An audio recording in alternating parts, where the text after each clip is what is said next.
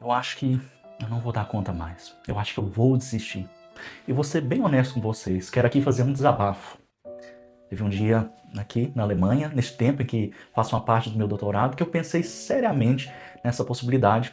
Eu estava numa aula com todos os outros alunos lendo, falando, rindo em alemão, com a naturalidade impressionante. E eu ali simplesmente tentando acompanhar, tentando pensar em cada palavra, em cada caso gramatical. E naquele momento uma voz como que apareceu aqui para mim dizendo: olha, como é que eles são melhores que você? Olha como é que você está atrasado. Você já deveria ter chegado no nível deles depois de tanto tempo aqui. E sem perceber, eu já não estava mais aprendendo nada. Eu só estava me comparando. Foi então que ali começou a nascer uma nova consciência. Primeiro, eles estão estudando na língua materna deles. Eu estou estudando uma segunda língua, imerso numa cultura completamente diferente, sem ninguém, sem nenhum amigo próximo por perto. Não é justo me comparar colocando aqui com a régua de uma outra história. Hoje, no Intelectus Fidei, nós vamos falar exatamente sobre isso, como a comparação nos corrói por dentro e como sair dessa armadilha. Sou o Padre Robson Cacheta, sacerdote e professor de filosofia. Se você se pega também muitas vezes se comparando o tempo todo, esse episódio é para você.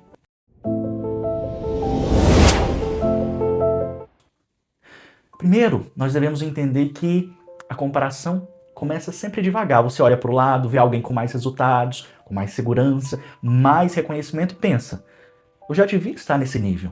Com a minha idade, eu já devia ter avançado muito mais, já deveria ter muito mais coisas. Isso pode ser no trabalho, na vida acadêmica, no seu corpo, na vida espiritual, no ministério, na sua família, e o resultado é sempre o mesmo. O olhar, que devia estar voltado para o nosso caminho, se fixa no outro. E quando o foco sai do caminho e vai para a comparação, a gente não caminha mais, nós como que travamos. Mas o que a comparação faz então conosco? Por que ela é tão prejudicial para nós? A comparação constante não é só um hábito ruim, ela atinge o coração da nossa identidade. A própria filosofia já percebeu isso. Hegel dizia que o ser humano não precisa, ele necessita do reconhecimento o tempo todo. Nós olhamos a nós mesmos pelos olhos do outro. Isso é humano, como que diante de um espelho.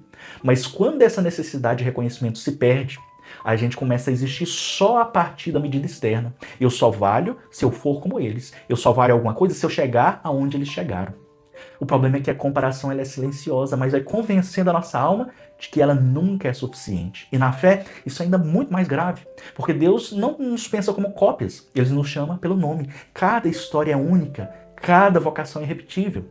E quando eu me comparo o tempo todo, eu estou sem perceber dizendo a Deus: não basta ser eu queria ser o outro.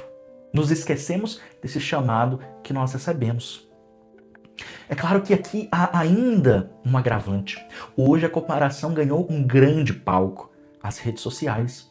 Em poucos minutos, onde você vai rolando a sua tela, você vê quem está viajando mais, quem publicou mais artigos, quem tem uma paróquia mais cheia, no caso dos nossos padres, quem tem um casamento mais perfeito, quem tem um corpo mais ideal. Mas quase nunca nós vemos as crises, o cansaço, a solidão, as dúvidas, as noites mal dormidas, os medos que ninguém posta. A gente compara o nosso bastidor com o palco dos outros. Claro, essa conta nunca fecha. Na Alemanha, com certeza eu tenho muitos colegas estrangeiros com fluência, e o meu algoritmo interno já me diz: você está atrás. Mas eu não vejo a história deles, eu não vejo os anos de formação, as facilidades, as dificuldades que eles tiveram.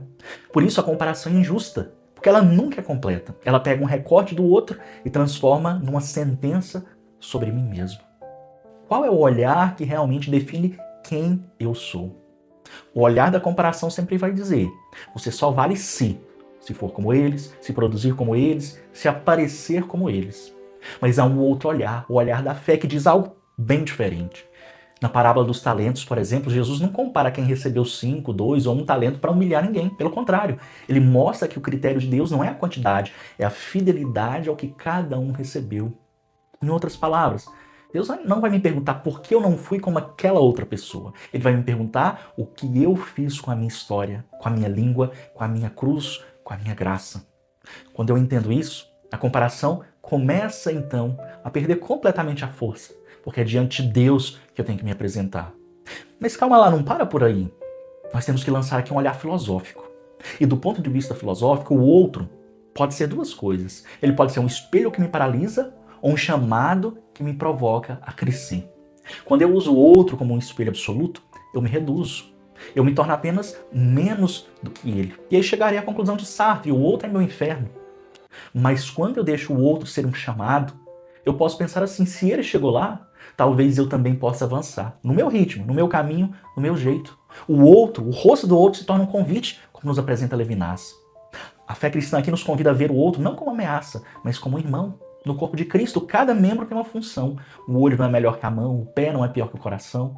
O problema da comparação é justamente esse. É esquecer que o corpo precisa da diferença para que ele possa ser inteiro.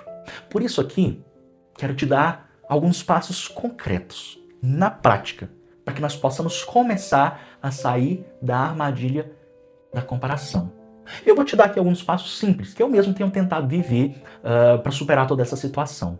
O primeiro desses passos, nomear a comparação. Perceber que quando ela começa, olha, eu estou me medindo de novo pela régua do outro. Saber o momento.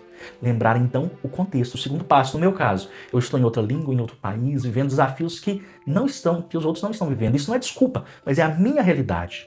Um terceiro passo, voltar ao próprio caminho. Nos perguntarmos qual é o próximo passo fiel que eu posso dar hoje, no meu ritmo, diante de Deus. Um quarto passo, rezar com a própria história. É apresentar para Deus os nossos planos, as nossas frustrações e dizer a Ele: Senhor, eu sei que o Senhor me conhece, a Ti eu abro meu coração. E por fim, um quinto passo, em vez de alimentar a inveja, é rezar pelo outro. Senhor, abençoa a história dele e ajuda a ser fiel à minha própria história. É claro, esses 5 passos não vão nos mudar da noite para o dia, mas vão nos reeducar.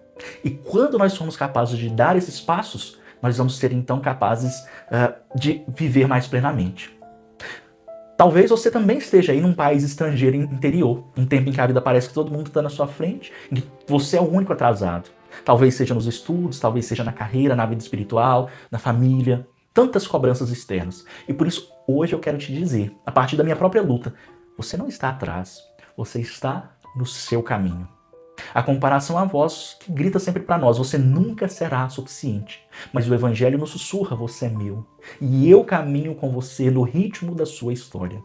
A armadilha silenciosa da comparação tira a alegria de nós sermos quem nós somos. Já a fé nos devolve a coragem de viver a nossa própria vocação, com os avanços e os limites que nós temos, sabendo que aos olhos de Deus, o mais importante não é ser o que os outros são, mas ser com verdade quem Ele sonhou que você fosse. Que Deus nos ajude então a admirar sem invejar, a aprender sem nos humilhar e a caminhar sem nos compararmos o tempo todo. Até o próximo episódio do nosso Intelectus Fide. Deus abençoe você. Em nome do Pai, do Filho e do Espírito Santo. Amém.